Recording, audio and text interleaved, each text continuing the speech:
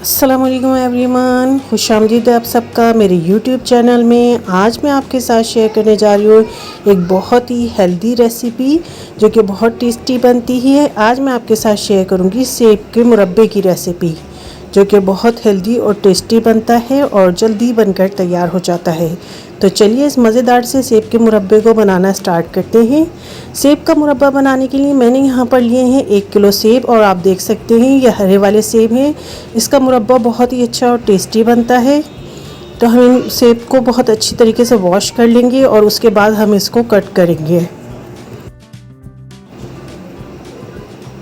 اب یہاں پر میں نے سیب کو کٹ کر لیا ہے، درمیان میں سے 2 پیس کریں اور اس طریقے سے کٹ کر کے اس میں کے بیج جو ہیں درمیان میں سے نکال لیے ہیں۔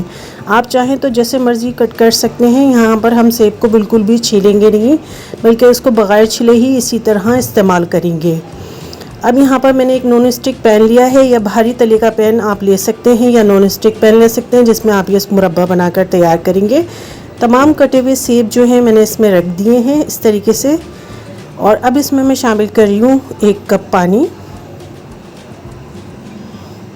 جو کہ بہت کافی ہے اس کو گلانے کے لیے۔ ساتھ ہی اس میں اچھے ٹیسٹ کے لیے ہم شامل کریں گے 3 سبز الائچیاں، کھول کر اس میں شامل کر دیں گے 3 سبز الائچیاں، اور اب ہم اس کو کور کر دیں گے اوپر سے ڈھکنے سے، اور اس کو میڈیم فلیم پر 1 سے 2 بوائل آنے تک پکنے دیں گے۔ اب آپ یہاں پر دیکھ سکتے ہیں تقریباً 1 سے 2 بوائل جو ہے اس میں آ چکے ہیں۔ میڈیم فلیم پر ہم نے پکایا ہے اس کو۔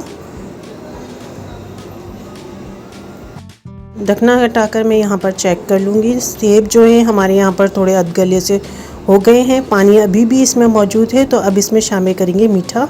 تو میٹھے میں یہاں پر شامل کر رہی ہوں گڑ، جو تقریباً 1 پاؤ میں نے لیا ہے۔ ایسا موٹا کوٹا ہوا گڑ ہے یہ۔ آپ چاہیں تو چینی بھی لے سکتے ہیں، اپنے ٹیسٹ کے اکارڈنگ کم یا زیادہ کر سکتے ہیں۔ میں نے یہاں پر 1 کلو سیب میں 1 پاؤ گڑ جو ہے وہ میں ڈال رہی ہوں۔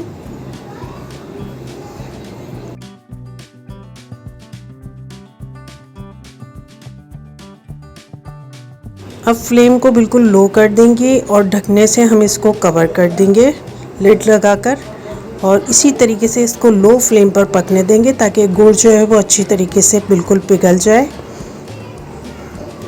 اور کچھ دیر بعد پھر ہم اسے چیک کریں گے۔ تو یہاں پر آپ دیکھ سکتے ہیں گڑ جو ہم نے ڈالا تھا وہ مکمل طور پر پگھل چکا ہے، بالکل گھل گیا ہے پانی میں۔ تو بس اب اسی طریقے سے ہم نے اس کو لو فلیم پر پکنے دینا ہے جب تک کہ گاڑھی سی چاشنی گڑ کی جو بن نہیں جاتی، اس وقت تک ہم نے اس کو لو فلیم پر اسی طرح پکانا ہے۔ سیب کا مربہ بنانے کے لیے آپ یہاں پر پکے ہوئے سیبوں کا بھی استعمال کر سکتے ہیں، لیکن اس کا مربہ اتنا ٹیسٹی اور ہیلدی نہیں بنتا۔ یہاں پر میں نے گرین سیب استعمال کیے ہیں مربہ بنانے کے لیے، جس میں وٹامن سی اور آئرن زیادہ کوانٹٹی میں پایا جاتا ہے، اور اس کا مربہ بھی انتہائی ٹیسٹی بن کر تیار ہوتا ہے۔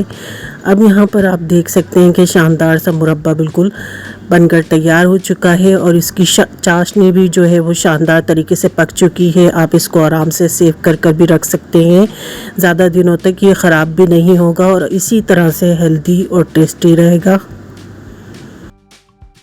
ٹھنڈا ہو جانے پہ کسی ایئر ٹائٹ جار میں بھی یہ سیو کر کے رکھا جا سکتا ہے۔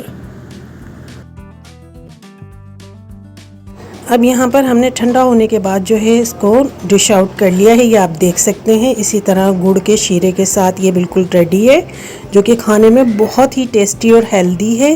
امید ہے آپ کو سیب کے مربے کی سمپل سی یہ ریسیپی پسند آئی ہوگی۔ اگر یہ ریسیپی اچھی لگی ہے تو اسے لائک اینڈ شیئر ضرور کیجیے گا۔ ساتھ ہی میرے چینل کو ضرور سبسکرائب کیجیے گا اور بیل آئیکن کو بھی پریس کیجیے گا تاکہ میری آنے والی نیو ریسیپیز کو آپ دیکھ سکیں۔ Thank you so much.